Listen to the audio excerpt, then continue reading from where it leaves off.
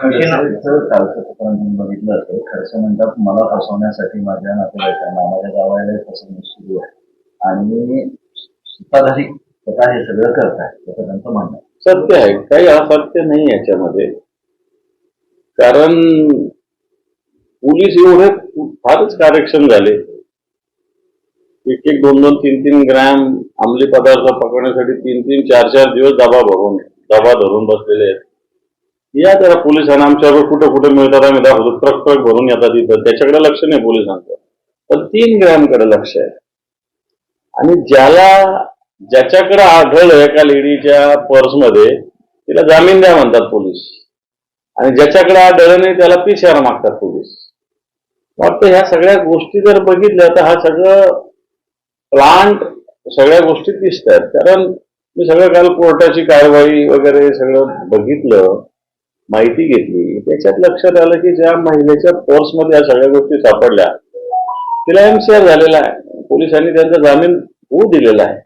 ज्यांच्याकडे काहीच सापडलं नाही त्यांना जामीन मिळू नये अशा पद्धतीने प्रयत्न केला, याचाच अर्थ. आणि ज्याच्याकडे सापडलं त्याचं नाव 1 नंबर आरोपी असला पाहिजे, तो आरोपी खाली आहे, आणि ज्याच्याकडे सापडलं नाही खेवलकर त्याचा नंबर 1 नंबरला आहे. याचाच अर्थ या सगळ्या गोष्टी कुठेतरी प्लांटेड आहेत. हे काही न समजायला एवढी काही जनता थोडी नाहीये. तर दूध का दूध आणि पाणी का पाणी होईल. महाजनांना वाचवण्यासाठी सरकार केली असे म्हणाले. बिलकुल असू शकतो, कारण महाजनांचं हनी ट्रॅपमध्ये महाजनांकडे बोट दाखवलं जातंय, त्याची इन्क्वायरी सरकारने केली पाहिजे खऱ्या अर्थाने.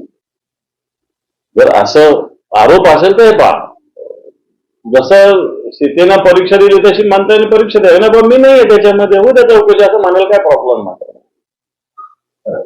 असं मंत्र्यांनी म्हणायला काय प्रॉब्लेम. मी काय आरोप नाही करत कोणत्या मंत्र्यावर, पण जर एखाद्याने आरोप केला असेल तर जशी सीतेची अग्निपरीक्षा झाली तशी अग्निपरीक्षा द्यायला काय हरकत आहे की काय इन्क्वायरी, पण ती टाळायची. आणि जो आरोप करतो त्याच्यावरच मला असं वाटतं अशा पद्धतीने आघात करायचा हे काही योग्य नाही.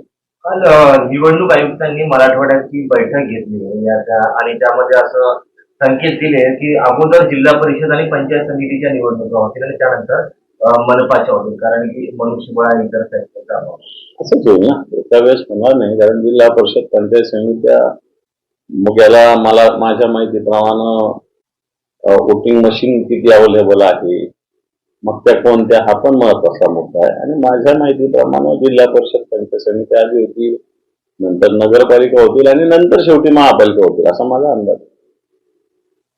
पोलिसांचा विषय काढला म्हणून तुम्हाला विचारतो, पोलीस फार तुम्ही म्हणतात 4 ग्राम पकडायसाठी ऍक्टिव्ह घेतात, पोलिसांची कार्यक्षमता वाढवला आहे ना. आता एक राज्य सरकारचा विषय आहे की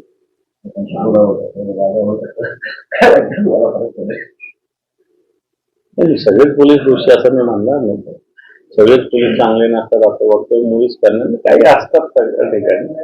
त्याच्यातलं फक्त सगळ्या पोलिसांवर मुळीच आरोप करत नाही. फरक पडायचा.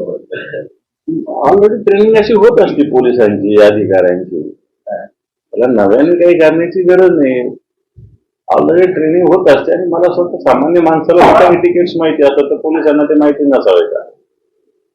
त्यामुळे काही सगळ्या ठिकाणी नासके आंबे असतात तसे पोलिसांमध्ये एक गट असू शकतो, पण सगळेच पोलीस असेचे असं आपण नाही म्हणता येणार आपल्याला, असं म्हणूही नाही. कारण शेवटी काही जबाबदारीनं काम करणारे अधिकारी आहेतच ना या पोलीस दलात.